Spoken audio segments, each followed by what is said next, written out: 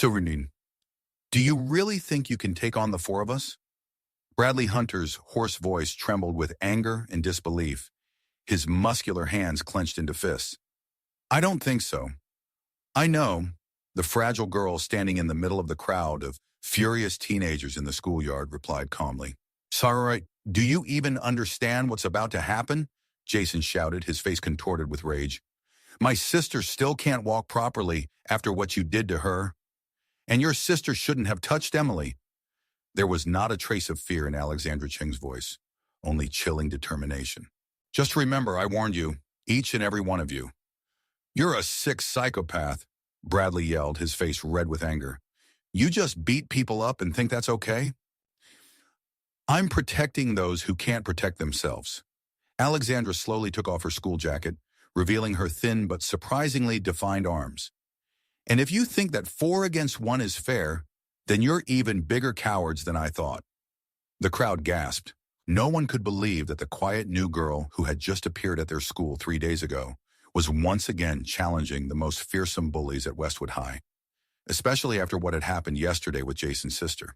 You will pay for every bruise on my sister's face, Jason hissed, pulling a folding knife from his pocket. For every tear she shed. Jason, put the knife away, Alexandra said calmly. But something in her eyes changed, something dark and dangerous. Tornado, don't make me do something we'll both regret. It's too late for threats, psychopath. The best part is yet to come. Stay tuned to find out how it all ends. But for now, like and subscribe to the channel so you don't miss out. It all started 3 days ago when a black Mercedes stopped at the entrance of Westwood High School in the small town of Cedar Falls, Oregon. A tall, elegant woman in an expensive suit and a slender Asian girl with long black hair, pulled into a strict bun, got out of the car. Victoria Chung nervously adjusted her blazer and looked at her 17-year-old daughter. After everything that had happened in Los Angeles, moving to this backwater town seemed like the only salvation for their family.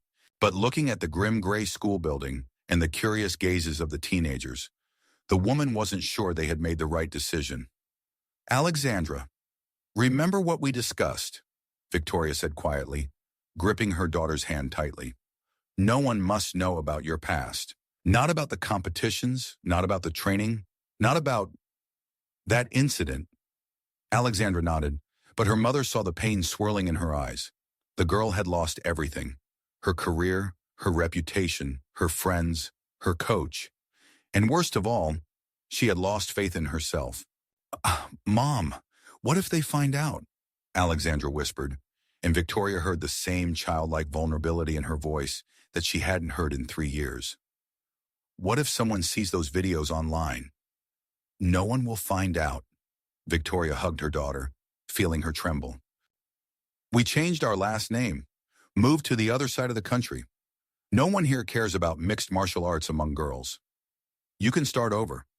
But both women knew that forgetting the past wouldn't be so easy, especially when that past haunted you in every nightmare. 3 years ago, the name Alexandra Liu echoed across the West Coast. At 14, she was one of the top junior mixed martial artists in California. 28 wins in official tournaments, no losses. Sports magazines wrote about her as a rising star in women's MMA. Universities began to show interest. The first sponsorship deals were just around the corner, and everything collapsed in one night. Alexandra remembered that evening in vivid detail. The state championship final, a packed sports complex, the roar of the crowd. Her opponent was Michelle Davis, an aggressive blonde from a wealthy family who was not used to losing. The duel was supposed to be a walk in the park for Alexandra. Michelle was a good fighter, but not exceptional. However, something went wrong in the first round. Michelle was unusually aggressive. Her punches had deadly force, and her movements were faster than usual. Later, Alexandra would realize that Michelle had been taking steroids. But at that moment, all she saw was the furious attack of her opponent, and she instinctively responded in kind. The punch was perfectly accurate, a right hook to the jaw that Alexandra had practiced thousands of times, a punch that had made even grown men fall during sparring. Michelle fell and did not get up. A concussion, a fractured cheekbone, damage to the jaw joint, 3 months in the hospital, 2 years of rehabilitation.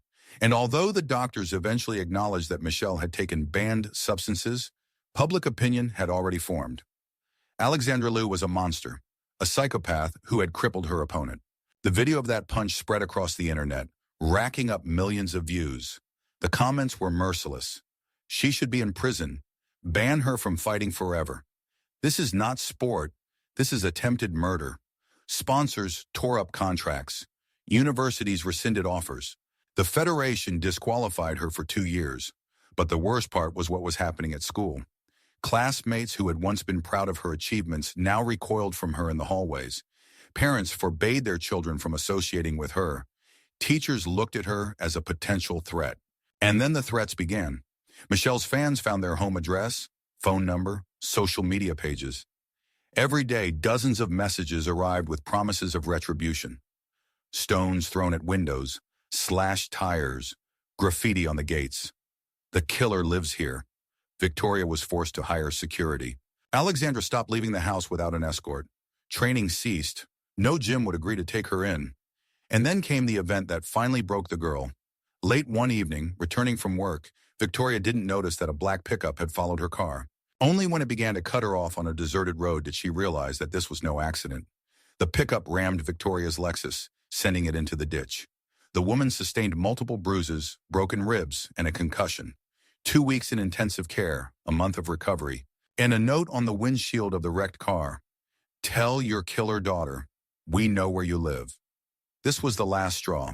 Victoria sold the house, the business, everything that could be sold. They changed their last name from Liu to Chung, moved to Oregon, and tried to blend into a small town where no one knew their past. But the past had a way of catching up. Entering Westwood High, Alexandra felt dozens of curious gazes upon her. Newcomers always attracted attention, especially in small towns where everyone had known each other since childhood. She was dressed as inconspicuously as possible. Baggy jeans, an oversized hoodie, old sneakers. Her hair was hidden under a hood, no makeup. Alexandra did everything she could to blend in with the crowd, to become invisible. But even under the baggy clothes, it was hard to hide her athletic build. Years of training had left their mark. Broad shoulders, developed arm muscles, precise, coordinated movements. She moved like a predator, even when trying to appear as an ordinary schoolgirl. Look, a new Asian girl, a whisper came from behind. Probably a nerd, like all Asians, giggled a girl with bright pink hair. Maybe she knows kung fu? The guys from the football team laughed. Alexandra gritted her teeth but did not turn around. She had heard racist jokes her whole life. In Los Angeles, you get used to it quickly. The first classes passed in tense silence. The teachers introduced the new student. Alexandra stood up, quietly stated her name, and immediately sat down. Classmates studied her with curiosity, but she avoided eye contact. In history class, the teacher, Mr. Johnson, an elderly man with a gray beard, asked, Alexandra, tell us about yourself. Where are you from? From California, sir, the girl replied quietly. Oh, Los Angeles? What made your family move to our little town? Alexandra felt all eyes turned to her. The question hung in the air, demanding an answer. She couldn't tell the truth, that they were fleeing from threats and hatred, that her mother still woke up in a cold sweat from nightmares about the car accident. My mother got a job offer, she lied. It was a half-truth. Victoria had indeed found a job. As a junior accountant at a local construction company, the salary was 3 times less than what she earned in Los Angeles, where she ran her own consulting firm. But they needed to start over somewhere. Interesting, Mr. Johnson nodded. I hope you enjoy Cedar Falls. We have a friendly community. If only he knew, Alexandra thought. At lunch, she sat in the corner of the cafeteria, trying not to draw attention. Most tables were occupied by established groups. Jocks, cheerleaders, nerds, goths, artists, the classic school hierarchy. And then she saw it. At a table by the window sat a small girl with red hair and freckles. She looked about 14, though she was apparently in high school.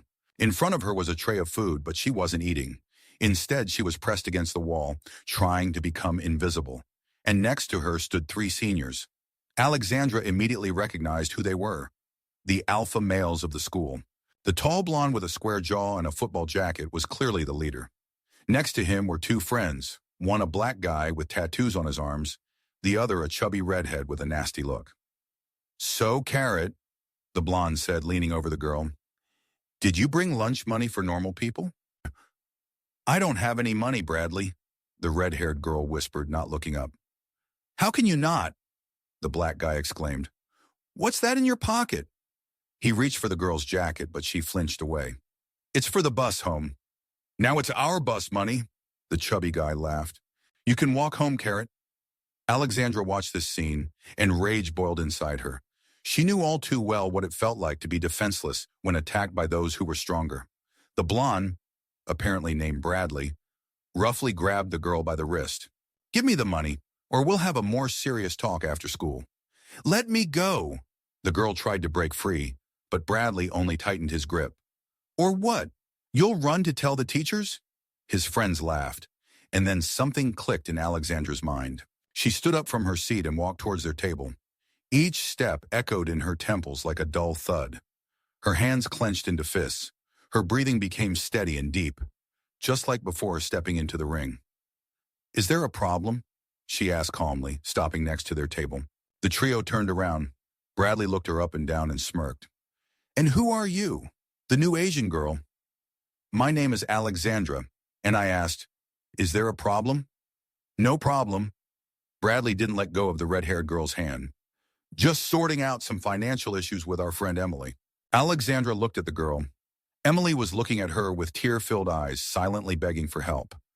Let go of her hand, Alexandra said. Bradley laughed. His friends snickered too. Or what? What are you going to do to me, Bruce Lee? Let go of her hand, Alexandra repeated, her voice taking on a steely tone. Right now. Get out of here while you still can, the black guy interjected. This doesn't concern you? It does concern me. Alexandra took a step closer. Let the girl go. Last time, I'm telling you. Bradley finally released Emily's hand and stood up. He was a head taller than Alexandra and twice as wide. A classic jock, used to intimidating others with his size. Listen, Asian girl. He loomed over her with all his mass. Don't stick your nose where it doesn't belong. Otherwise, you'll regret it. Are you threatening me? Alexandra didn't back down an inch. I'm warning you. Then here's my warning. The girl looked him straight in the eyes. If I see you hurt anyone in this school again, you will regret it. The cafeteria gradually fell silent. Students at nearby tables turned around, sensing the tension. Someone pulled out their phone, preparing to record a potential fight. Bradley was in shock. In 4 years of high school, no one had dared to stand up to him, especially not the newcomers, especially not fragile Asian girls. Are you out of your mind? He clenched his fists. Do you know who you're talking to? A coward who picks on those weaker than him, Alexandra replied calmly. The crowd gasped. Someone shouted, "Oh, damn!" Phones pointed in their direction. Bradley's face flushed with anger. He swung, aiming his fist at Alexandra's face. And then something happened that no one expected. Alexandra easily dodged the blow, as if she had foreseen it. Then in one smooth motion, she grabbed Bradley's arm, turned him around, and pinned him to the table. All of this took no more than 2 seconds. Ah! Bradley screamed. She's breaking my arm. I'm not breaking it, Alexandra whispered in his ear. Not yet, but I can if you don't apologize to Emily. I'm not apologizing to that freak. Alexandra tightened her grip slightly. Bradley howled in pain. Apologize right now. Okay. He gasped from the pain. I'm sorry, Emily, I'm sorry. Alexandra released him. Bradley collapsed to the floor, holding his arm. His friends stood with their mouths agape, unable to believe what was happening. If you touch her again, Alexandra said, addressing all 3 of them, next time I won't be so polite. She turned to Emily. Are you okay? The red-haired girl nodded, unable to utter a word. Let's get out of here. Alexandra grabbed her tray and headed for the cafeteria exit. Behind her, an incredible noise erupted. Everyone was discussing what had happened, forming theories, recording videos. And Alexandra walked down the hallway, realizing she had made a huge mistake. She had promised herself never to use force again, but she couldn't hold back when she saw a defenseless girl being bullied. Now her secret was at risk. Someone would definitely post the video online, and then they would find her. They would find those who wanted to take revenge for Michelle Davis. But when she turned around and saw Emily waving at her gratefully, Alexandra realized she didn't regret her choice. After classes, Alexandra hurried to the exit, hoping to sneak away to the bus. Her mother was supposed to pick her up only tomorrow. Today, Victoria had an important meeting at her new job. But a surprise awaited her at the exit. Emily was standing next to a group of other students, mostly freshmen and quiet honor students. They all looked at Alexandra with admiration and gratitude. "Alexandra!" Emily shouted, running up to her. "Thank you for what you did. Bradley has been bullying me for 2 years, and no one has ever stood up for me." "It's nothing." Alexandra tried to brush it off, but Emily grabbed her hand. "No, you don't understand. You changed everything. All day, Bradley and his friends have been avoiding us. They're scared. It won't last long," Alexandra said grimly. "Tomorrow they'll recover and take it out on you for today's humiliation. But you'll protect us, right?" "Who?" asked a skinny boy with glasses. "You know how to fight."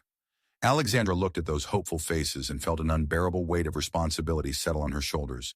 These kids saw her as a protector, a hero, but she knew the truth. She was a monster who could hurt any of them with one careless move. "I can't be with you all the time," she said. "You need to learn to defend yourselves." "Can you teach us?" Emily exclaimed. "Teach us what you know?" Alexandra hesitated. Teaching martial arts meant revealing her past. But on the other hand, these kids really needed protection. "I'll think about it," she finally said. On the bus ride home, Alexandra reflected on what had happened. She felt both guilty and righteous at the same time. Guilty because she had broken a promise made to her mother. Righteous because she couldn't stand by and watch the bullying.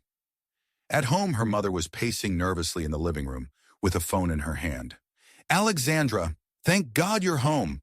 Victoria rushed to her daughter. "I got a call from the school. They said you got into a fight with a classmate." "Mom, I can explain." "What is there to explain?" Victoria's eyes filled with tears. "We agreed. No fighting, no drawing attention to ourselves. We came here to start a new life. He was bullying a girl." Alexandra shouted. "I couldn't just stand there and watch." "You could have. You should have." Victoria grabbed her daughter by the shoulders. "Do you understand what's going to happen now? If someone recorded it, if it gets on the internet—" "Mom, calm down. Don't tell me to calm down." Victoria was crying. "I still can't sleep properly. I still jump at every loud noise. And you're putting us in danger again." Alexandra felt her mother's words hit harder than any physical blows. She knew that Victoria hadn't recovered from the events in Los Angeles. The woman blamed herself for not protecting her daughter from bullying. She blamed herself for getting into an accident. "I'm sorry, Mom," Alexandra whispered. "I didn't want to." "I know you didn't want to," Victoria hugged her daughter. "But sometimes wanting isn't enough. Sometimes you need to think about the consequences." That evening, Alexandra lay awake for a long time, replaying the events of the day in her mind. She thought about Bradley and his threatening gaze, about the gratitude in Emily's eyes, about the fear in her mother's voice, and she made a decision. The next day, she was met with a completely different atmosphere at school. The video of the cafeteria incident had indeed spread across the school's social media. By morning, all the students had seen it. Some admired her bravery. Others were afraid of her. Some envied her. But there were no indifferent ones. In the hallways, students she didn't know greeted her. Some asked for autographs. Others asked where she learned to fight like that. Alexandra responded tersely and tried to get to class as quickly as possible. In the first lesson, the literature teacher, Mrs. Anderson, addressed her. "Alexandra, I heard about yesterday's incident. I want to say that violence is never the solution to problems." "I didn't use violence," the girl replied calmly. "I used self-defense. Self-defense is when you are attacked. But yesterday you intervened in someone else's conflict. So I should have watched as they bullied a defenseless girl? You should have gone to the teachers or the school administration." Alexandra smirked. Where were the teachers for the last 2 years while Bradley terrorized half the school?" The class fell silent. Mrs. Anderson turned red. "That's not your business." "It is now," Alexandra interrupted her, "because someone has to protect those who can't protect themselves." After class, a group of senior girls approached her. "Hi, I'm Samantha," introduced a beautiful blonde. We wanted to get to know you." "Why?" Alexandra asked cautiously. "Don't you understand that everything has changed after yesterday? Bradley and his gang no longer feel untouchable. For the first time in years at this school, someone stood up to them. And so, we want to join you," said another girl, a brunette named Caroline, "to create something like a support group to protect each other." Alexandra shook her head. "I'm not joining anything. I just want to study in peace. But you see what's happening in this school? Akina, Samantha spoke passionately. Bullies are terrorizing the younger students. Teachers are turning a blind eye. The administration is inactive. And you can change that. I can't and I won't, Alexandra replied sharply and walked away. But the problem was that she no longer had a choice. During the big break, a tearful Emily approached her. Alexandra, please help me, the girl pleaded. They took my backpack with my homework. If I don't submit the chemistry project, I'll be expelled. Who took it? Alexandra frowned. Jason Miller and his friends. They said it was revenge for yesterday, that now my life would turn into hell. Alexandra knew Jason Miller, the younger brother of that Michelle, who was Bradley's friend, a tall, muscular guy with an aggressive personality. Where are they? In the parking lot behind the gym, Alexandra sighed. She knew she was heading into trouble, but she couldn't leave Emily in distress. In the parking lot, Jason was indeed waiting with 3 friends. They were smoking, leaning against a motorcycle. Emily's backpack lay nearby, its contents scattered across the asphalt. Oh, look who's here, Jason sneered upon seeing Alexandra. Our Asian heroine. Give the girl her backpack back, Alexandra said calmly. What backpack? One of Jason's friends mockingly asked. I don't see any backpack. The one lying at your feet. Ah, that trash? Jason kicked the backpack with his foot. We found it, so now it's ours. I'm telling you for the last time, give the backpack back to the girl. Or what? Jason threw down his cigarette and approached Alexandra. What are you going to do to us? Same thing I did to your friend Bradley yesterday. Bradley wasn't ready, but I am. Jason pulled out a folding knife from his pocket. And I'm not going to play by school rules. Alexandra felt a chill run down her spine. The knife drastically changed the situation. This was no longer a school fight. It was a real threat to her life. Jason, put the knife away, she said. Don't do anything stupid. The only stupid thing I did was not teach you a lesson yesterday, the guy hissed. He lunged with the knife, aiming for Alexandra's stomach. And then something she had tried to bury 3 years ago awakened within her. The instincts of a fighter, honed through thousands of hours of training, kicked in automatically. Alexandra dodged the strike, grabbed Jason's wrist with the knife, twisted it, and forcefully elbowed him in the chest. Jason collapsed to the ground, dropping the knife. His friends tried to attack simultaneously, but Alexandra was ready. A series of quick, precise strikes, and all 4 were sprawled on the asphalt, groaning and clutching their bruised spots. Alexandra stood over them, breathing heavily. Adrenaline surged through her blood. Her heart raced like crazy. For the first time in 3 years, she felt alive. And at the same time, she understood that she had made an irreparable mistake. Alexandra? Emily quietly called, who had been hiding around the corner of the gym all this time. Aha! Gather your things, Alexandra said hoarsely without turning around. Are you okay? Gather your things, the girl repeated. When Emily left, Alexandra was left alone with the 4 beaten guys. Jason propped himself up on his elbows and looked at her with hatred. You'll pay for this, bitch, he rasped. I'll find out who you are. And then what? Alexandra picked up his knife and broke the blade in half with her bare hands. Then you'll understand that you messed with the wrong girl. She tossed the knife aside and walked away. But she knew that the conflict was just beginning. That evening at home, Victoria met her daughter at the threshold. In her hands was a tablet with a news website open to a page. Explain this to me, the mother said in an icy voice, pointing to the headline. Schoolgirl beats up 4 classmates. 1 hospitalized. Alexandra silently read the article. Jason Miller was taken to the hospital with suspected concussion and a broken rib. His friends sustained multiple bruises. Mom, they attacked me with a knife. With a knife? Victoria paled. Alexandra, what's going on? I thought we had an agreement. We had an agreement, the daughter said tiredly. But life had other plans. What plans? You could just avoid conflicts. No, I can't, Alexandra shouted. Because they don't leave me alone. Because if I don't protect others, they become targets because of me. Victoria sat down on the couch, covering her face with her hands. My God, it's all happening again, she whispered. First fights, then the hospital, then the internet, then threats. Mom, this is different. Nothing is different. Victoria raised her head, and Alexandra saw that her mother was crying. You're becoming that same aggressive girl who injured her opponent in Los Angeles again. Those words hit Alexandra harder than any physical blow. The closest person to her was calling her aggressive. A monster. Huh. I was protecting people, she said quietly. You were injuring people, her mother replied. And if you don't stop, we will be running again. But this time, we won't have anywhere to run. Alexandra went up to her room and locked the door. She pulled an old gym bag from the closet, the only thing left from her former life. Inside were gloves, a mouthguard, elastic bandages. She held the gloves in her hands for a long time, recalling the training sessions, competitions, the taste of victory. And then she remembered Michelle Davis's face at the moment she fell in the ring. Alexandra threw the gloves into the corner and fell onto her bed. Maybe her mother was right. Maybe she really was a monster who only brought pain and destruction. The next day at school, an unpleasant surprise awaited her. 2 police officers were standing at the entrance, talking to the school principal. Alexandra Cheng? One of the officers addressed her. I need to talk to you about yesterday's incident. I have the right not to answer without a lawyer, the girl said.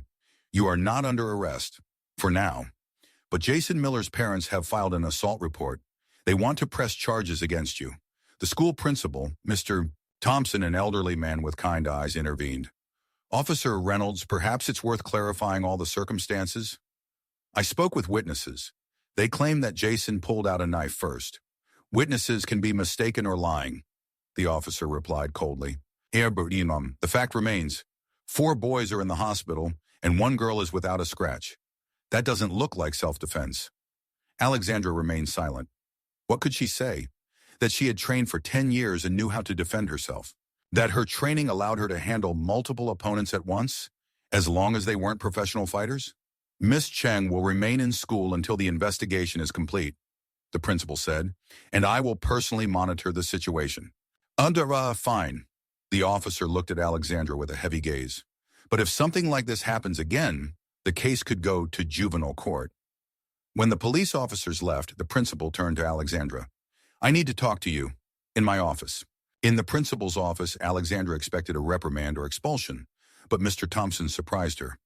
Alexandra, I have been working in education for 30 years, he said, sitting down at the desk. And during this time, I have seen many children with unusual talents. Artists, musicians, mathematical geniuses. But you are the first I've met with such combat talent. Sir, I don't understand. Please don't pretend. What you did to those 4 healthy boys is not something an ordinary schoolgirl can do. You have professional training. Alexandra remained silent. I won't demand explanations, Mr. Thompson continued. Everyone has the right to their past, but I want to offer you a deal. What kind of deal? We have a problem with bullies at our school. There always has been. Bradley, Jason, their gang. They have been terrorizing younger kids for years. Teachers can't do anything. Parents complain, but it's hard to prove anything. And what do you propose? Become an unofficial safety consultant. Help kids who are being bullied. Teach them the basics of self-defense. But it needs to be done wisely, without drawing too much attention. Alexandra looked at the principal in surprise. You're suggesting that I officially do what they want to put me in jail for? I'm offering you a chance to channel your abilities constructively. You can change the atmosphere in the school. Make it safe for everyone. And what if I refuse? Then you will just be an ordinary student trying not to attract attention. But we both know that's impossible. Conflicts will keep happening until you learn to prevent them. Alexandra pondered. The principal's offer was tempting, but dangerous. On one hand, she could help kids like Emily. On the other, any exposure could lead to the revelation of her past. I need to think about it, she said. Of course, but don't think too long. Tomorrow, Bradley and his friends will be back at school, and they will be very angry. I'll think about it, Alexandra repeated and left the office. In the hallway, Emily was waiting for her with a group of other kids. They all looked excited and scared. Alexandra, Emily shouted, running up to her. We heard the police came. Are you going to be arrested? No, the girl shook her head. Not yet. We're scared, said a skinny boy with glasses named Daniel. If they expel you or arrest you, Bradley and his gang will take it out on us. They'll take it out on us anyway, grimly noted a girl named Susan. My brother is in the parallel class. He heard them planning revenge. Alexandra looked at those frightened faces and realized she had no choice. These kids had become hostages of a situation she had created herself. "All right," she said. "Let's meet after class in the old gym. I'll show you some self-defense moves." "Really?" Emily exclaimed with joy. "Really, but this has to stay between us. Not a word to anyone." "We promise," the kids replied in unison. After class, 12 kids gathered in the abandoned gym that hadn't been used in a long time. Mostly younger students, a couple of quiet seniors, and a few girls. Alexandra looked at them and thought about how she was making another mistake. Teaching martial arts required time, patience, and a professional approach, and she had none of those. "All right," she said. "Hey, the first thing you need to understand is that self-defense is not about attacking. It's a way to protect yourself and avoid a fight." "What about what you did to Jason?" Daniel asked. "What I did to Jason was a mistake," Alexandra replied honestly. "I acted too aggressively. The result was 4 in the hospital and the threat of criminal charges." "But you were protecting Emily." "Yes, but there's a difference between protection and revenge. I should have stopped when I neutralized the threat. Instead, I kept fighting." For the next hour, Alexandra showed the kids basic moves: how to stand properly, how to dodge strikes, how to break free from holds. Nothing complicated or dangerous. "Remember," she said, "the goal is not to defeat the opponent. The goal is to create an opportunity to escape and call for help." The kids listened attentively, trying to replicate the movements. Alexandra saw gratitude and admiration in their eyes, and that scared her the most. She knew what happened when kids started to see you as a hero. After the training, when everyone had dispersed, Emily approached her. "Alexandra, can I ask you something?" "Of course. You used to fight professionally, right? I saw how you move, how you hold your hands. My dad served in the Marines, and he moves just like that." Alexandra froze. Emily was too observant. "Why do you think that?" "Because ordinary people don't fight like you do. And because you always look sad when you talk about fighting, like it causes you pain." Alexandra was silent for a long time. "Everyone has a past, Emily. Not always a good one. But you're a good person. You protect us. Good people can also do bad things," Alexandra said quietly, "sometimes even with the best intentions." At home, her excited mother was waiting for her again. "Alexandra, the school principal called me," Victoria said. "He said he offered you some kind of job." "Not a job, helping other kids." "What kind of help?" her mother asked suspiciously. Alexandra told her about Mr. Thompson's offer. Victoria listened silently, but her face grew darker. "Are you out of your mind?" she said when her daughter finished. "You want to officially engage in something that could ruin us? Mom, these kids need help." "And we need safety," Victoria shouted. "I can't go through what happened in Los Angeles again." "Mom, calm down. Don't tell me to calm down." Victoria paced the room, waving her hands. "You only think about yourself, about your principles, about your desire to be a hero, and I think about what will happen to us when you get arrested." "They won't arrest me." "They will, because you can't stop, because you're addicted to fights, to adrenaline, to the feeling of your own power." Those words hurt Alexandra deeply, especially because there was a grain of truth in them. She really only felt alive during moments of conflict. "Mom, I just want to help." "You want to feel important," Victoria interrupted her. "You miss the fame, the admiration, the time when everyone knew your name." "That's not true." "Then prove it. Turn down the principal's offer. Stay away from fights. Act like a normal schoolgirl." Alexandra silently went up to her room. Her mother followed her. "Are you listening to me?" Victoria yelled. "I forbid you to engage in this nonsense." "You can't forbid me," Alexandra said quietly, not turning around. "I am your mother." "So what?" The girl turned sharply. "What will you do? Move to another city? Cry again and blame me for all your problems?" Victoria paled as if she had been slapped. "How can you say that?" she whispered. "Haha, and how can you be so selfish?" Alexandra replied. "You only think about your fears, and I think about the kids who come to school in terror every day. Those kids are not your responsibility. Then whose? The teachers who pretend nothing is happening? The parents who are afraid to complain? The police who only show up when someone is already in the hospital?" Victoria sat on her daughter's bed and cried. Alexandra, I'm so scared, she whispered. I'm afraid it will all happen again. That you'll be bullied again. That we'll be attacked again. Alexandra sat next to her mother and hugged her. Mom, I'm scared too, but I can't live in fear my whole life. And I can't live without fear, Victoria replied. After that accident, I wake up every day thinking that something bad might happen. Mom, have you seen a psychologist? I have. He says I have post-traumatic stress. He prescribed pills, but they don't help. Alexandra realized for the first time how much those events had affected her mother. Victoria had always been a strong, determined woman, and now she had turned into a frightened creature, afraid of her own shadow. I'm sorry, Mom, the girl said. I didn't think about how hard it is for you. And I didn't think about how hard it is for you, Victoria replied. You lost everything you dreamed of, and I'm only making things worse with my fears. They sat together, hugging, crying, and trying to figure out how to move forward. The next day at school, Alexandra faced an unpleasant surprise. Bradley was back, and he brought reinforcements. During the big break, a group of 8 high school students approached her. Not just local bullies, but guys from neighboring schools as well. Well, what's up, Asian girl? Bradley said, his face still bearing the marks of bruises. Did you think you'd get away with it?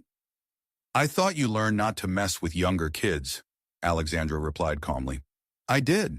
Now I'm messing with you, the guy smirked. Meet my friends from the neighboring school. They came specifically to see the girl who thinks she's tough. Alexandra assessed the situation. 4 against 1, and all the opponents were bigger than her. In the confined space of the school hallway, it would be hard for her to maneuver. What do you want? She asked. Justice, replied one of the newcomers, a huge guy with tattoos on his arms. You beat up our friends. Now it's our turn. If you attack me, it will be recorded by the security cameras. You will all be expelled. We're not in school, Bradley scoffed. We're in a parking lot. There are no cameras, and no one will see how you accidentally tripped and fell. A few times, Alexandra understood that the situation was critical. She couldn't handle 8 people, especially if they had weapons. She needed to find a way out. Fine, as she said, but not here. Too many witnesses. Where then? The old quarry outside of town. After school. Just you and me, Bradley. One-on-one. The guy frowned. Why just the 2 of us? I have scores to settle with you. Because if you can't handle me alone, then you're a coward. And cowards don't deserve respect. This struck at Bradley's pride. His friends exchanged glances. Maybe she's right, one of them said. If you can't beat one girl... Shut up, Bradley barked. Fine, Asian girl. The quarry, 4 o'clock. Just the 2 of us. Agreed. When they left, Alexandra realized she had made another mistake. She had agreed to a duel that she might not survive. Bradley was twice her weight and clearly not going to play by the rules. But she had no choice. If she didn't show up, he would find a way to take it out on the younger kids. After school, Alexandra didn't go to the improvised training session in the old gym. Instead, she went home to prepare for the duel. At home, she changed into sportswear, warmed up, and practiced a few combinations of strikes. Her body remembered every movement, every technique. But she knew that technique might not be enough. Bradley was not just big. He was mean, vengeful, and ready to do anything. At 3:30, Alexandra rode her bike to the old quarry. The place was well known to local teens, an abandoned pit where limestone had once been mined. Now it was a gathering spot for underground car races and fights. Bradley was already waiting for her, leaning against his pickup truck. But he wasn't alone. 3 of his friends stood nearby. I thought we agreed on a fair fight, Alexandra said as she approached. We did, Bradley smirked. But I didn't say they couldn't watch. Alexandra got off her bike and surveyed the area. The quarry was a deep pit with sheer walls. Rainwater was collecting at the bottom, forming a small lake. If someone fell in there. Are you scared? Bradley asked, noticing her gaze. I'm concerned, the girl replied honestly. This place is too dangerous for a fight. Then you shouldn't have agreed. Bradley took off his jacket, revealing his muscular torso. He had boxing gloves on his hands. Seriously? Alexandra was surprised. Gloves? I don't want to break my hands on your hard Asian head, the guy smirked. He attacked immediately, not giving Alexandra time to prepare. A wide left hook that she barely avoided. An uppercut from the right that she dodged at the last moment. Bradley fought not like a street bully, but like someone with serious training. His movements were coordinated, his strikes precise. Surprised? He asked, continuing his assault. I've been boxing for 4 years. Did you think you were dealing with just some musclehead? Alexandra ducked and weaved, studying her opponent's fighting style. Bradley was a good boxer, but he was used to fights in the ring, with rules and a referee. Here, there were no rules. When he tried to execute another combination, Alexandra suddenly changed tactics. Instead of retreating, she went on the offensive, using techniques from mixed martial arts. A sweep, a takedown, and Bradley found himself on the ground. But he quickly got back up, his face twisted in rage. Playing dirty, he growled. I'm playing effectively, Alexandra replied. For the next 5 minutes, they exchanged blows, each trying to find the opponent's weak spot. Alexandra was faster and more technical, but Bradley compensated for that with strength and aggression. Suddenly, the guy grabbed a handful of sand and threw it in Alexandra's face. While she was trying to clear her eyes, he delivered a powerful blow to her stomach. Alexandra doubled over in pain, gasping for breath. Bradley seized the moment and grabbed her by the neck, attempting to apply a chokehold. Give up, Asian girl, he hissed. Surrender, and I won't hurt you.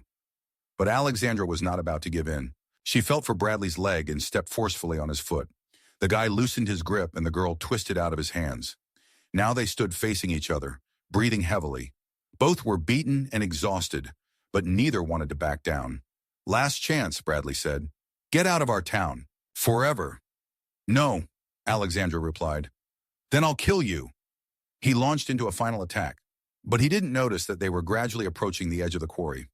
When Alexandra dodged his strike, Bradley couldn't stop himself. He leaned over the edge, flailing his arms and trying to regain his balance. Alexandra could have simply stepped back and let him fall. That would have solved all her problems. But instead, she grabbed his hand and tried to hold on. Hold on, she shouted. But Bradley's weight was too much. Alexandra felt herself being pulled into the abyss as well. At the last moment, Bradley's friends snapped back to reality and rushed to help. Together, they managed to pull the guy back onto solid ground. Bradley lay at the edge of the quarry, trembling from shock. He realized he could have died, and he understood who had saved him.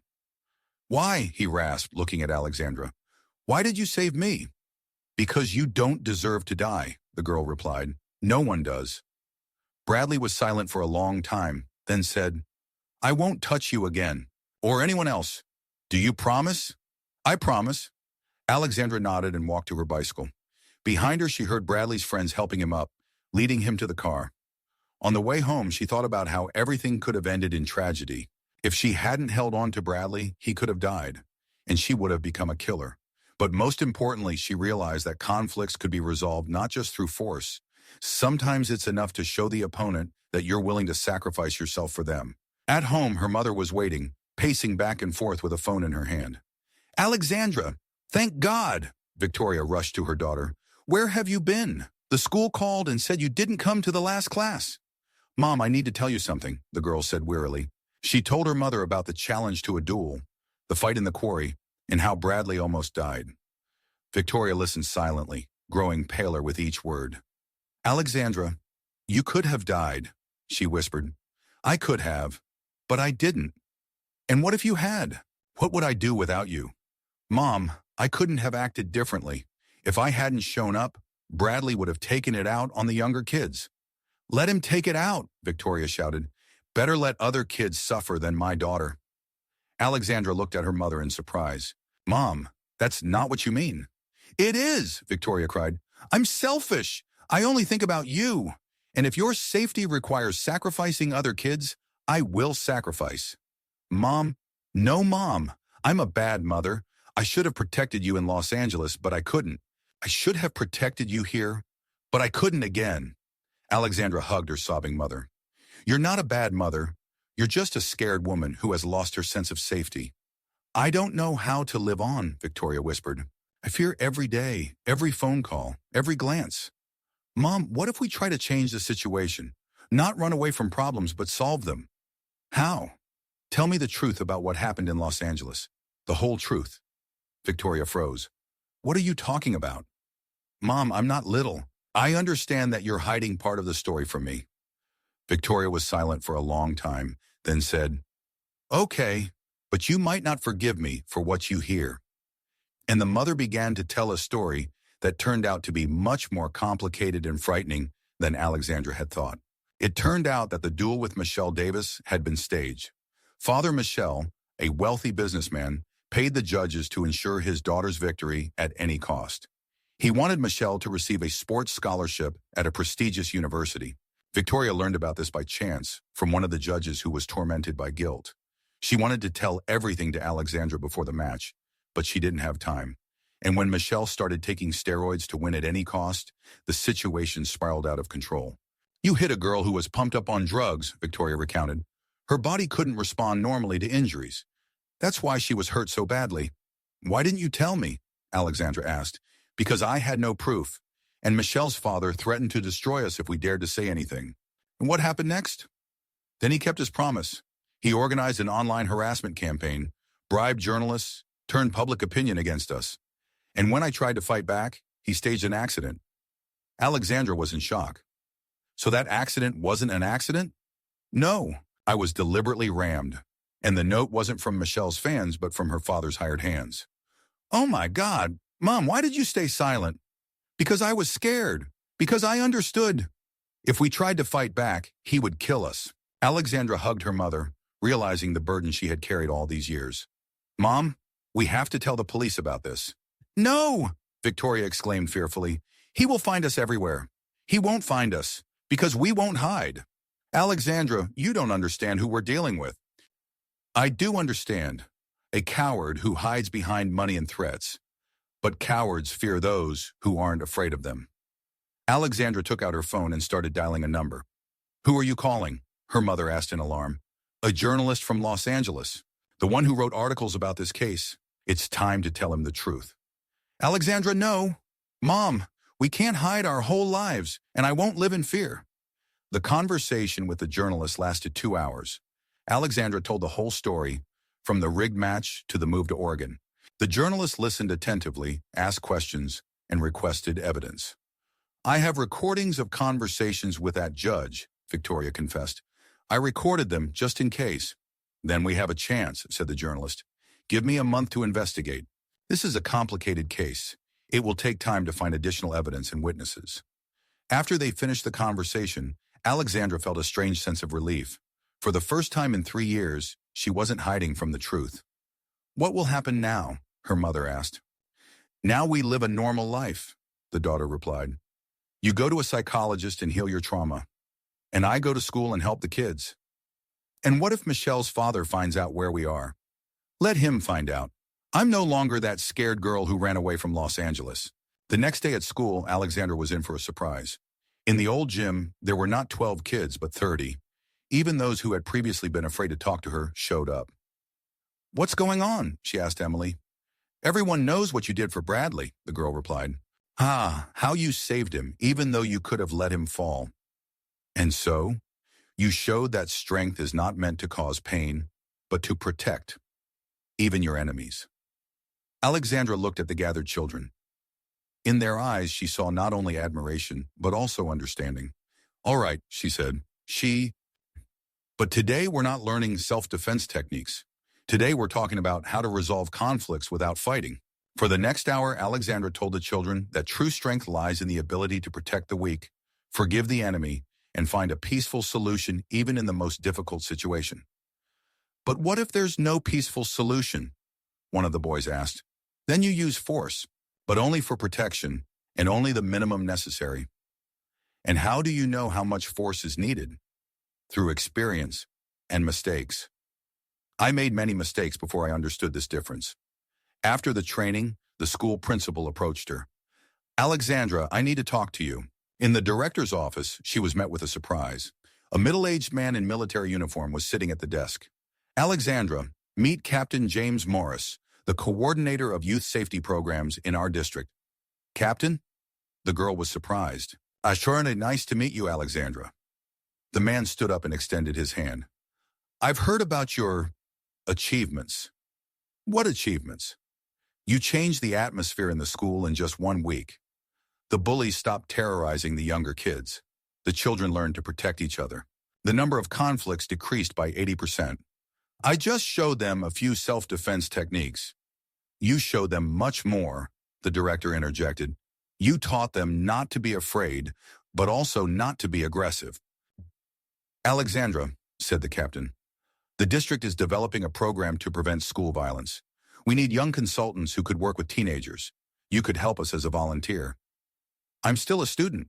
You're a student with unique experience. You know what it's like to be both strong and a victim at the same time. Alexandra pondered. The offer was tempting, but she remembered her past. Colonel, do you know who I am? I do. Alexandra Liu, former California champion. The girl who lost everything because of one accident. Sorry, then you understand why I can't accept your offer. On the contrary, that's exactly why you should accept it. You know better than anyone what uncontrolled aggression leads to. Alexandra was silent for a long time. I need to think about it. Of course, but know this. You are not alone. You have people who believe in you. At home, her excited mother was waiting with a laptop in her hands. Alexandra, look, Victoria exclaimed. On the screen was an article by the journalist they had spoken to.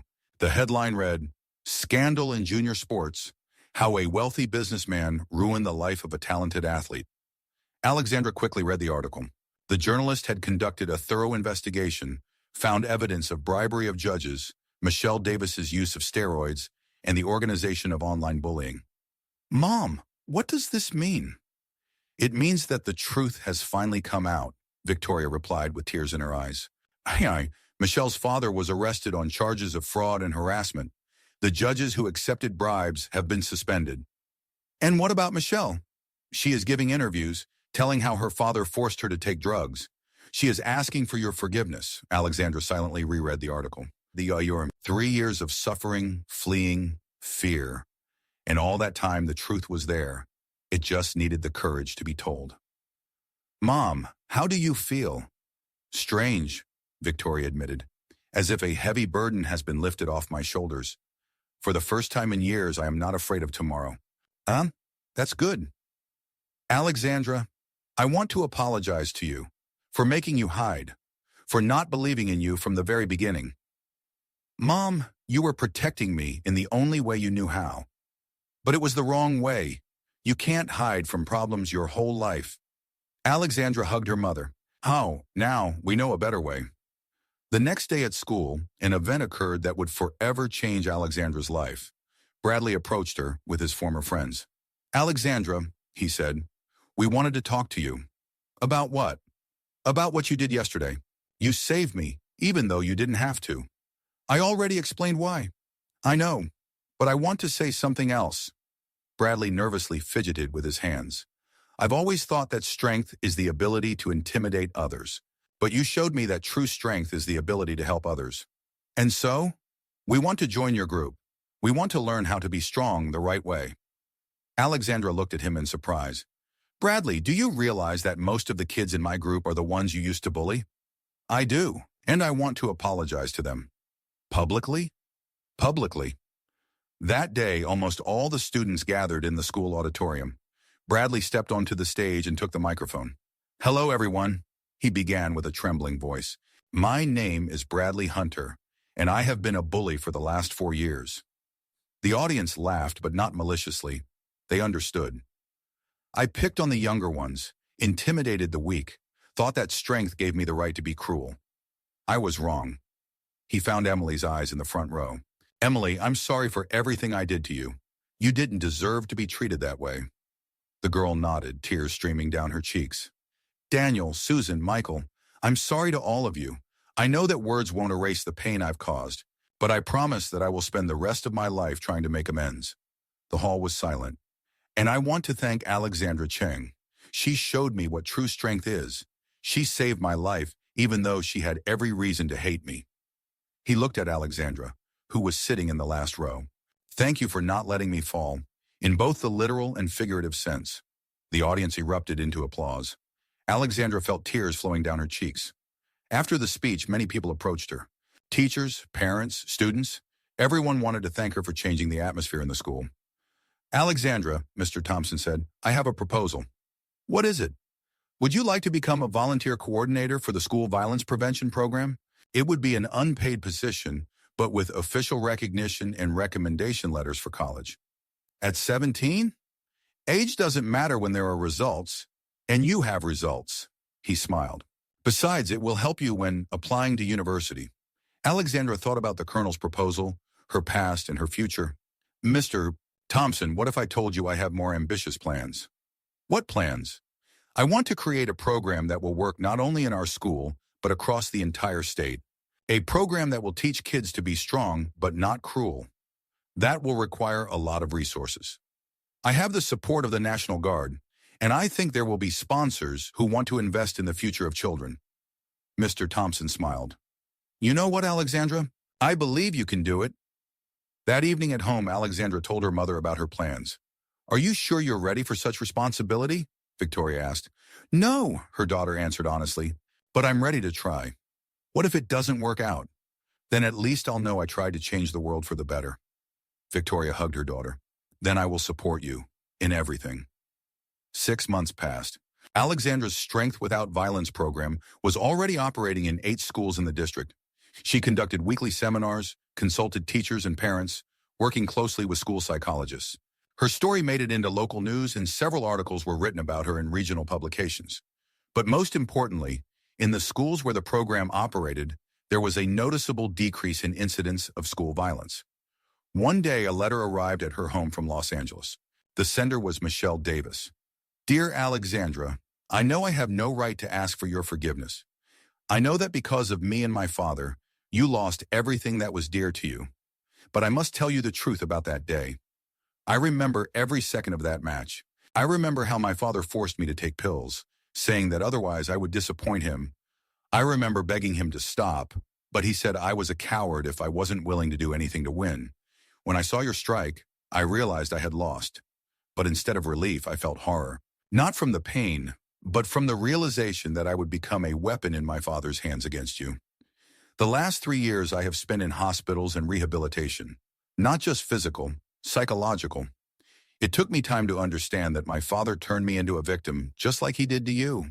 But the scariest thing is that I remember how he planned to destroy you. He said that Asian girls shouldn't beat white American girls, that he would show everyone who's the boss here. Alexandra, I saw your interviews. I saw how you help children, and I want you to know, you have become the person I always wanted to be, but never dared to. If you can ever forgive me, I will be happy. If not, I will understand. With respect and deep remorse, Michelle Davis P.S. My father received 15 years in prison. Justice has prevailed, although too late. Alexandra finished reading the letter and felt something change inside her. The 3-year pain she had carried in her heart began to recede. It hadn't disappeared, but it became lighter. She took a pen and began to write a response. Dear Michelle, thank you for your honesty. It took me 3 years to understand. We were both victims of a cruel man. You are not to blame for what your father did to us. I forgive you, not because you deserve it, but because I deserve peace in my heart. If you want, come visit us in Oregon. I have a program for children who have survived trauma. Perhaps your story can help someone else. With understanding, Alexandra. But fate had one more trial in store for Alexandra. A week after sending the letter, she was awakened by a phone call at 3 a.m. It was Captain Morris, and his voice trembled with excitement. Alexandra, I'm very sorry to call so late, but we have an emergency. What happened? There was an incident at a school in Portland. A student brought a gun and threatened his classmates. The police subdued him, but he claims he wanted to be strong like Alexandra Chung. Alexandra felt her world collapse around her. What did he mean? The boy watched your lectures online, but he understood them in his own way. He decided that strength comes through fear and weapons. Oh my God. Alexandra, the media has already picked up this story. They say your program cultivates violence among teenagers, that you teach children to be aggressive. Alexandra sat on her bed, feeling everything she had built over the past months crumble like a house of cards. Captain, you know that's not true? I know, but public opinion is shaped not by facts but by emotions. And right now, emotions are directed against you. In the morning, Alexandra turned on the news and saw her photo with the caption, Teacher of Violence. Reporters were talking about a dangerous program that turns children into aggressors. The phone wouldn't stop ringing. Journalists demanded comments. Parents screamed into the phone, blaming her for all sins. Sponsors of the program withdrew their support one by one. By noon, television vans arrived at their house. Reporters crowded at the gates, shouting questions. Miss Cheng, what do you say about your program inspiring a student to use a weapon? Do you feel responsible for what happened? Is it true that you hid your criminal past? Alexandra looked at the crowd from her room window and felt history repeating itself. Another bullying, more accusations, more hatred. Mom, she called for Victoria. Do we need to run again? Victoria approached her daughter and hugged her tightly. No, she said firmly. This time we will stay and fight. But Mom, you're scared. I am scared, but I'm more afraid that we will spend our lives running away from problems. You're right. We need to solve them, not avoid them. That evening, Alexandra decided to hold a press conference. She stepped out to the reporters, standing tall and looking them in the eye. I have a statement, she said into the microphone. I deeply regret what happened in Portland, but I want to clarify. The crowd fell silent. I never taught children to use weapons. I never called for violence. My program is based on the principle of protecting the weak and resolving conflicts peacefully. But that boy said you inspired him, shouted one of the reporters. That boy misunderstood my message, but that does not make me responsible for his actions. Do you deny your guilt? I acknowledge my responsibility as an educator. Perhaps I did not clearly explain the difference between protection and aggression. Perhaps I should have spent more time preventing misunderstandings. And what are you going to do? Alexandra took a deep breath. I am temporarily suspending my program. I will review the methodologies, consult with psychologists, and study what happened. Akeem, so you admit that the program was wrong? I acknowledge that any program can be improved, and I am ready to work on it. The press conference did not help. On the contrary, the media interpreted her words as an admission of guilt. Headlines screamed, Chung admits failure of her program, and teacher of violence apologizes. The situation at school also escalated. Parents demanded that Alexandra be removed from working with children. The school board held an emergency meeting. Ms. Cheng, said the board chairman, Mr. Wilson, we are forced to temporarily suspend you from all activities related to teaching children. Mr. Wilson, the children from my program have never used violence unjustifiably. This is not about your children. It's about public opinion and the safety of the school. Always. So you are sacrificing me for your own peace of mind? We are protecting the interests of the school. Alexandra stood up and headed for the exit. At the door, she turned around. Mr. Wilson, remember this moment. When bullying starts again in the school, when children come home in tears again, remember that you preferred public opinion to real help. At home, she was greeted by a group of students from her program. Emily, Daniel, Susan, even Bradley. They all came to support their teacher. Alexandra, said Emily, we don't believe what they say on TV. You taught us to be kind, added Daniel. You taught us to protect the weak, not to hurt them. Without you, I would have remained a jerk, Bradley admitted honestly. You changed my life. Alexandra looked at these young faces and felt tears streaming down her cheeks. Thank you, she whispered. But I don't know what to do next. Fight, said Emily. Just like you taught us to fight, not with fists, with words, actions, truth. And what if it doesn't work? Then we will know that we tried, Daniel replied. That's better than not trying at all. That evening, Alexandra sat in her room for a long time, contemplating the situation. Her program was destroyed, her reputation shattered, the future uncertain. And then the phone rang. It was an unfamiliar woman calling. Ms. Cheng, my name is Sarah Johnson. I am the mother of Tyler Johnson, that boy from Portland. Alexandra froze. Mrs. Johnson, I don't know what to say. I want to meet with you, in person. There are things you need to know about my son. I don't think that's a good idea. Please, it's important, for all of us. The next day, Sarah Johnson arrived in Cedar Falls. She was a thin, middle-aged woman with tired eyes and nervous hands. They met in a small cafe on the outskirts of town, away from journalists. Miss V's, Chung, Sarah began, I need to tell you the truth about Tyler. Mrs. Johnson, I understand that you are defending your son. No, the woman interrupted.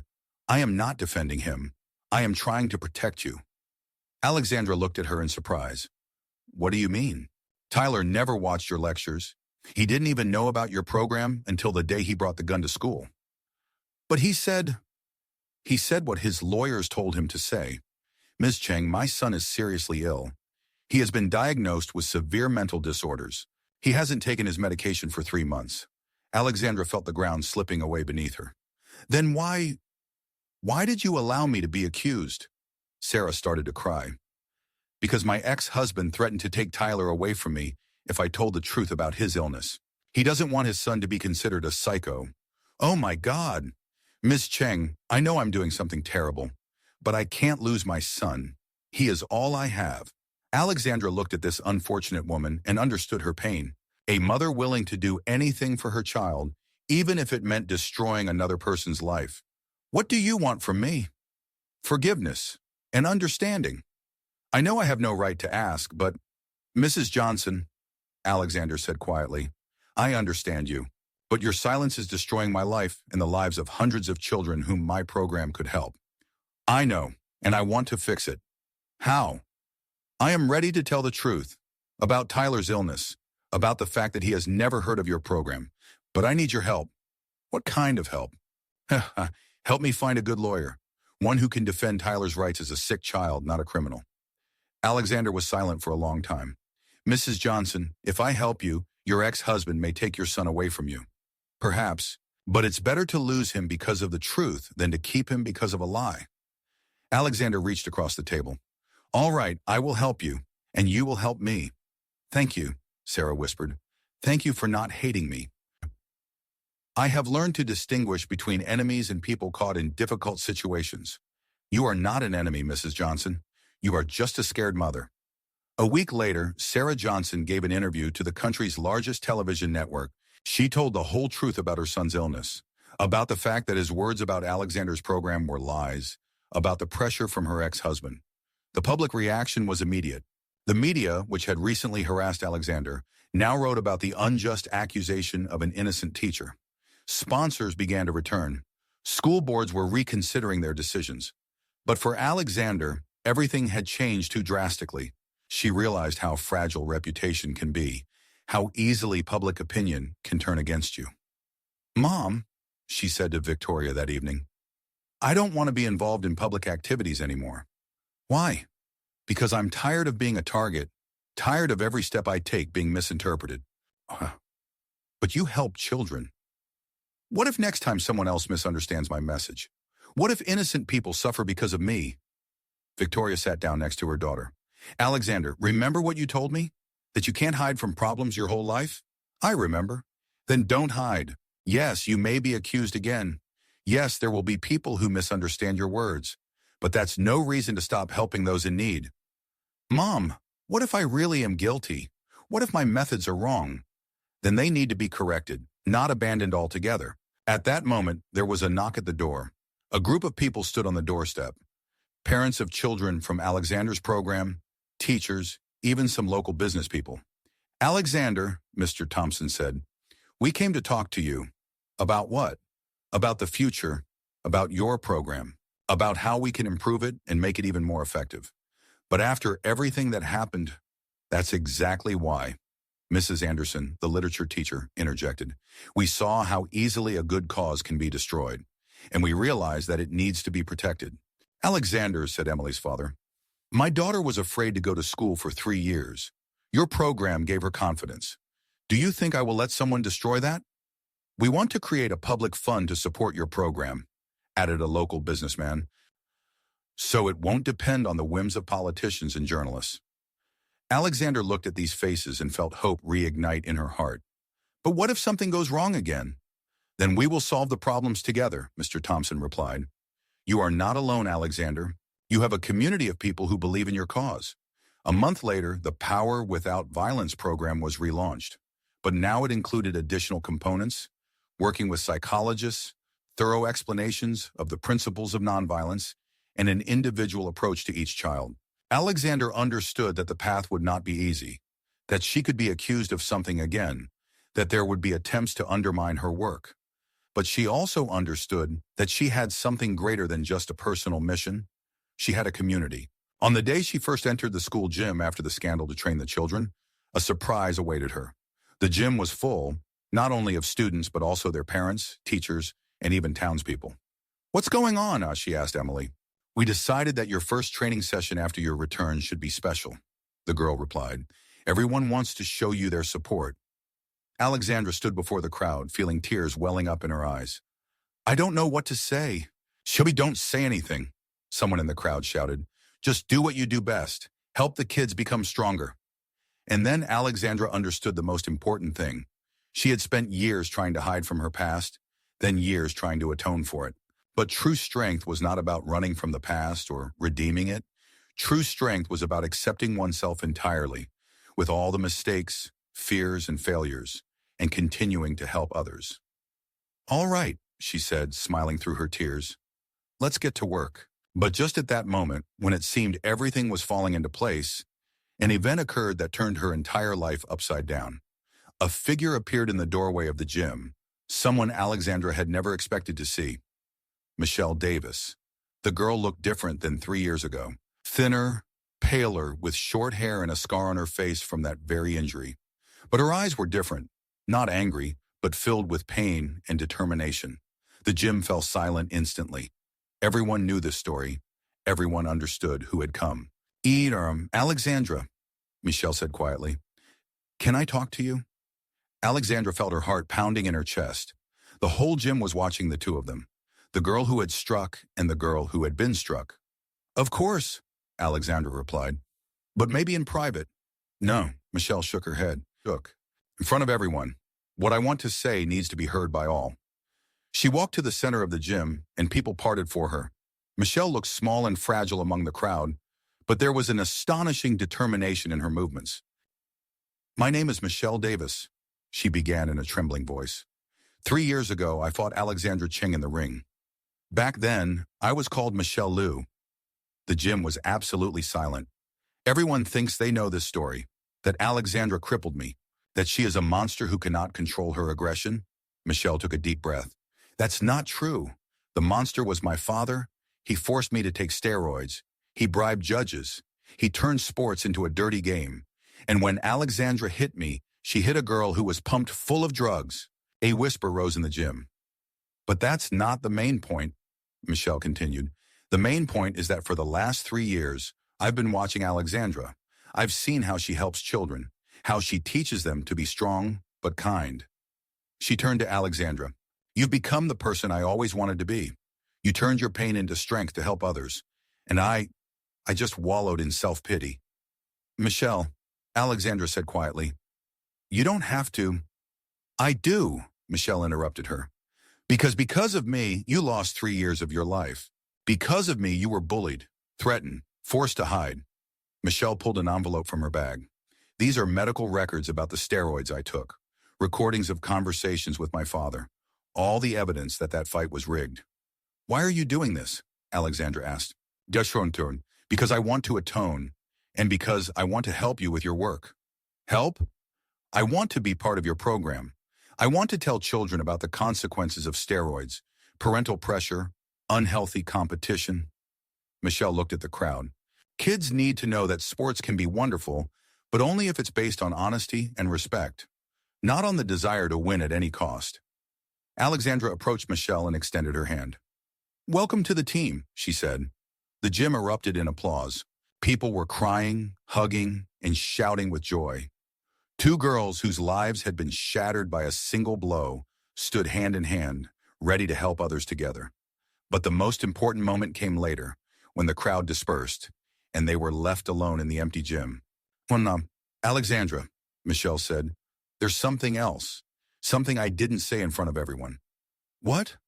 "That night, when I was lying in the hospital after our match, I wanted to die. Not from pain, from shame. I realized I had lived a lie my whole life." Michelle sat down on a bench, and Alexandra sat beside her. "My father came to my room and said, 'Now you will be famous. The whole country will pity you.' And I understood that was all he wanted, to turn me into a victim for his own gain." "Michelle, wait, let me finish. That night I decided to end my life. I gathered pills, wrote a note. But then I saw an interview with you on TV." Alexandra looked at her in surprise. "What interview?" "The one you gave a week after the match. You were crying and said you regretted what happened, that you dreamed of becoming a champion, but not at the expense of someone else's pain. That you were willing to leave the sport if it would help my recovery. Michelle wiped her tears. And I thought, if she can be so strong, so honest after everything that happened, then maybe I can too. You saved my life, Alexandra. Not just in a medical sense. Literally. Alexandra hugged Michelle, and both girls cried. From the pain of the past, from the relief of the present, from the hope for the future. You know what the strangest thing is? Michelle said through tears. I'm grateful for that blow. What? If it hadn't happened, I would have lived my whole life in a lie. I would have thought that victories were more important than honesty. I wouldn't have known who I really am. And who are you? A girl who wants to help others not repeat her mistakes. Just like you. 6 months later, the Power Without Violence program was already operating in 30 schools in Oregon. Alexandra and Michelle traveled to give lectures on weekends, balancing this with their senior year studies. They shared their story about how enmity can turn into friendship, how pain can become a strength to help others. But the real test of their work came on an unexpected day. Alexandra was conducting a training session at one of the schools in Chicago when an excited teacher burst into the gym. Alexandra, we need your help, he shouted. There's a fight in the hallway. High schoolers are beating up a newcomer. Alexandra and Michelle ran into the hallway. There, they saw a scene painfully familiar. 5 big guys surrounded a skinny Asian boy and were methodically beating him. Hey, Alexandra shouted. Stop it right now. One of the attackers, a huge guy with tattoos, turned around. And who are you? Another Asian? I'm Alexandra Cheng, and if you don't stop right now, you'll regret it. The guys burst into laughter. Oh, I've heard about you, said their leader. You're the one who teaches kids to fight. So are you going to show us a masterclass? Alexandra felt a familiar rage boiling inside her. These guys were twice her size, but she knew she could beat them. Every instinct screamed at her. Attack, protect the boy, show them strength. But instead, she did what no one expected. She stepped between the attackers and their victim and said, My name is Alexandra Cheng. I was the California champion in mixed martial arts. I can beat you all at once. The guys exchanged glances. Uncertainty appeared in their eyes. But I won't do that, Alexandra continued. Do you know why? Why? Asked the leader. Because true strength isn't about defeating the weak. True strength is about protecting them. She pointed at the beaten boy. Look at him. He's 1 against 5. Where's the justice in that? Where's the bravery? He's Asian, one of the guys said uncertainly. So what? Does that make him less of a human? Michelle asked, stepping closer. My name is Michelle Davis. 3 years ago, I also thought that race determined a person's worth. She showed the scar on her face. This is a mark from Alexandra's blow. And you know what? I deserved that hit, not because I was a white girl fighting an Asian girl, but because I was an unfair athlete who took steroids. The boys listened in silence. We could fight right now, Alexandra continued. You would get what you deserve, and I would feel like a hero. But what would that change? Nothing, the youngest in the group said quietly. Exactly. And do you know what would change? If you apologize to that boy, if you help him get up, if you promise to never touch those who are weaker than you. A long pause. The boys exchanged glances, clearly struggling with their own pride. Finally, the leader of the group approached the beaten boy and extended his hand. Sorry, buddy, he said. We acted like jerks. The boy cautiously took the outstretched hand and got up. What's your name? Alexandra asked. Kevin Lim, he replied quietly. Kevin, do you want to learn how to defend yourself? I do. Then come to our classes. But remember, we teach not to take revenge, but to protect. Not to win, but to help. When everyone dispersed, Michelle turned to Alexandra. Do you know what just happened? What? You chose peace over war, words instead of fists. You became the teacher I've always been looking for. Alexandra smiled. We both became the teachers we were searching for. We just had to go through hell to understand that. That evening, they sat in a hotel room, preparing for the next day's lectures. Alexandra watched Michelle, who was studying reports on their program, and thought about how strange life is. 3 years ago, they were enemies. Now they had become best friends and partners in a cause that was more important than their personal ambitions. Michelle, she said, can I ask you something? Of course. Do you ever regret leaving sports? Michelle looked up from the documents. Every day. But do you know what I regret even more? What? The time we wasted hating each other instead of helping others. Alexandra nodded. And you? Michelle asked. Do you regret it? About sports? Sometimes. About that hit. Every night. But about our work now? Never. Even when they start bullying us in the press again? Especially then, because then we will know we are doing something important, something that makes people react. Michelle smiled. Do you know what my mom told me yesterday on the phone? What? Saturnim, that for the first time in 3 years, I'm talking about the future, not the past. That's a good sign. Yes. And she also said she's proud of me. For the first time in my life. Alexandra stood up and walked to the window. Outside, the night Chicago stretched out. Millions of lights, millions of people, millions of stories. Michelle, do you think we're really changing anything? Of course. Today, 5 boys apologized to the boy instead of beating him up. That's already a change. But that's so little compared to the scale of the problem. Alexandra, Michelle approached her. Do you remember the parable about the boy and the starfish? No. The boy was walking along the shore after a storm, throwing stranded starfish back into the water. An adult told him, there are thousands, you can't save them all. And the boy replied, but I can help this one, and threw another one into the water. Alexandra nodded. We can't save all the children from violence, but for every Kevin Lim, every Emily, every child who has stopped being afraid to go to school, we can help. At that moment, the phone rang. It was Victoria. Mom, Alexandra answered. Daughter, turn on the news, urgently. Alexandra turned on the TV. The screen showed a segment about their program, but not a critical one, a praising one. The Power Without Violence program has shown promising results, Amand, the host said. In the 6 months of operation in participating schools, the number of bullying cases has decreased by 40%. The number of fights by 60%. And most importantly, none of the program participants have used violence unjustifiably. Then they showed interviews with children, parents, and teachers. Everyone said the same thing. The program works because it teaches children not to avoid conflicts, but to resolve them correctly. Michelle, do you see this? Shouted Alexandra. I see it. And you know what the best part is? What? They showed the statistics. During the program's operation, not a single participant committed a serious act of aggression at school. Not one. Alexandra felt tears of joy streaming down her cheeks. We are really changing something, she whispered. Yes, and this is just the beginning. The news showed the latest segment, a group of children from different schools who talked about how the program changed their lives. I'm not afraid to go to school anymore, said a girl about 12 years old. I learned to protect the younger ones without fighting, added a teenager. I realized that strength is not when you can hit someone, but when you can help someone, smiled a high school girl. And at the end of the segment, they showed Kevin Lima, the very boy they had saved from being beaten a few hours earlier.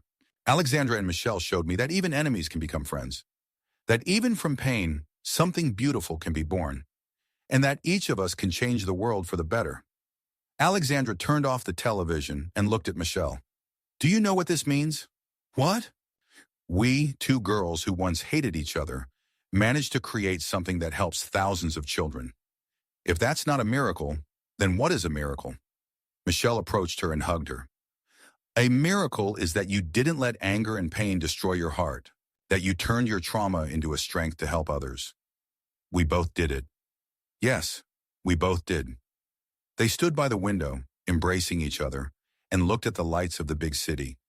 Somewhere out there lived children who were afraid to go to school, children who were bullied, children who became bullies out of despair and pain. But now these children had hope. Hope that 2 people who had gone through hell and found their way to each other would help them find strength without violence, courage without cruelty, confidence without aggression. Michelle, Alexandra said quietly, thank you. For what? For showing me that sometimes the best friends come from the scariest enemies. And thank you for teaching me to forgive, both myself and others. And at that moment, Alexandra understood the most important thing. All her life, she had sought strength, first in sports, then in attempts to escape from the past, then in the desire to help others. But true strength was not in punches, not in victories, not even in the ability to protect the weak. True strength was in the ability to turn pain into love, an enemy into a friend, trauma into a lesson. True strength was in getting up after a fall and reaching out to the one who knocked you down. And standing there in a hotel room in a foreign city next to the girl who had once been her worst nightmare and had now become her best friend. Alexandra finally felt truly strong, not because she could defeat someone, but because she could save someone, even herself.